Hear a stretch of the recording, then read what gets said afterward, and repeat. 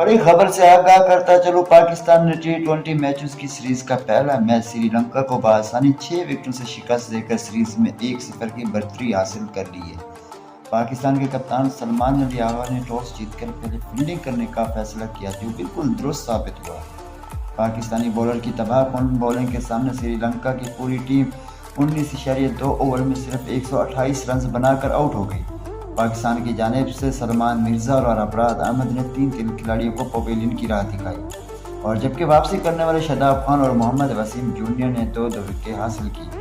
129 runs کا ہدف پاکستان نے صاحبزادہ فرحان کی شاندار بیٹنگ کی بدولت 17ویں اوور میں ہی حاصل کر لیا۔ صاحبزادہ فرحان 51 رنز بنا کر نمایاں بیٹسمین رہے، جبکہ سیم ایوب نے 24 رنز بنائے۔ آخر میں شاداب خان اور عثمان خان نے ناقابل شکست رہ کر ٹیم کو فتح دلوائی۔ اس شاندار جیت کے ساتھ پاکستان نے سیریز کا فاتحانہ آغاز کر دیا ہے۔